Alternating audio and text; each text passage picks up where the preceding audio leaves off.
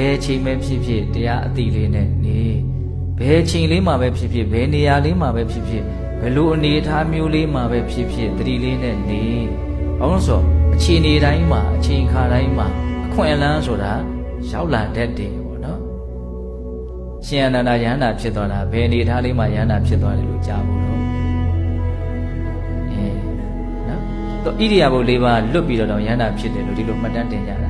ဟုတ်လားမနေ့ပြန်မှာတန်ခါနာတင်ပွဲကြီးရလဲကျင်းပတော့မယ်ယန္တာမဖြစ်သေးတာဆိုလို့လည်းသူတစ်ပါးပဲရှိတော့လေတချို့ကလည်းကဲ့ရဲ့နေကြပြီအကြီးတောင်မကင်းတဲ့ယဟန်တစ်ပါးပါနေတယ်သူ့ကိုရည်ရွယ်ပြီးတော့ဖြော့နေတာကျန်တဲ့ယဟန်တွေအကုန်လုံးကယဟန်နာတွေဒါပေမဲ့ तू မပါလို့လည်းတန်ခါနာတင်ပွဲကမပြီးဘူး तू ကပဲပိဋကသုံးဖို့ကျွမ်းကျင်စွာဆောင်းထားတာအဲ့တော့သူ့မှာယဟန်နာဖြစ်ဖို့အတွက်ဟိုလိုအရက်စကားလေးနဲ့နားလည်အောင်ပြောရင်နည်းနည်းလောနေတယ်ပေါ့နော်ယဟန်နာဖြစ်မှဖြစ်မယ်ဟုတ်လားအဲ့ဒီအတွေးနဲ့ तू ဟာအလွန်ထက်ထက်တန်တန်လုံလဝရိယပြင်းပြင်းထန်ထန်ကြိုးစားတယ်မအိပ်မနေဘူးကြိုးစားတယ်ဟုတ်လားအဲ့တော့ဝရိယနည်းနည်းလွန်နေတဲ့အတွက်ကြောင့်အခြေအနေအကြောင်းအရာအရရကတော့အရန်တဲ့အနေအထားကိုဖြစ်မနေဘူးလို့ဒါဘုံကတော့တွေးကြည့်တာပေါ့နော်အမဝင်ခွင့်မကြလေးနည်းနည်းဖြစ်နေတဲ့သဘောပေါ့နော်ကိုမိတဲ့လောက်ညံလေးနဲ့တွေးကြည့်တာပေါ့လေဟုတ်လား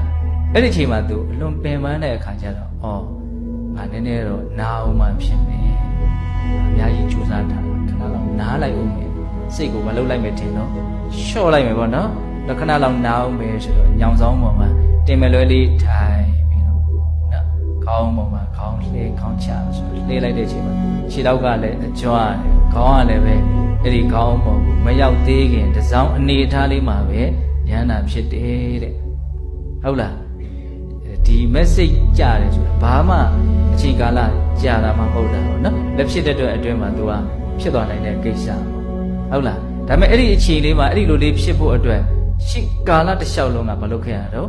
ကြိုးစားခဲ့ကြရတယ်ဒါကိုမြင်ဖို့တော့လို့ဟုတ်လားတကယ်အမကန်ရှိတဲ့အောင်မြင်မှုကြီးကိုရသွားတဲ့အချိန်ကာလကတော့ဘာမှ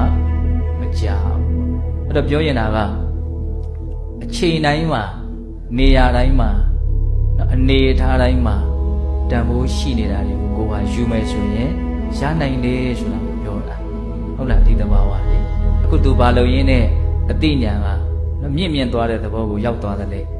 ခြေစည်းရင်းနဲ့ရောက်သွားတာနော်ကိုခဏကိုရဲ့ဝေယဝိစာကိုလုံရင်းနဲ့အတိညာကအဲ့လိုမျိုးတိုးတက်သွားတာအဲ့ဒီလိုတိုးတက်တာကိုသိလို့လဲမြတ်စွာဘုရားလာပြီးတော့ခါထာကိုဟောတာမြတ်စွာဘုရားဟောတဲ့အတွက်ကြောင့်ကြီးတက်တက်ရဟန္တာဖြစ်သွားတာမဟုတ်ဘူးနော်သူရှေ့ကသူ့ရဲ့အည်အသွေးတွေကိုအများကြီးမြင့်ထားတဲ့အပိုင်းကိုမြင်အောင်ကြည့်ဖို့တော့မလိုဘူးလားကိုယ့်ဘက်ကရော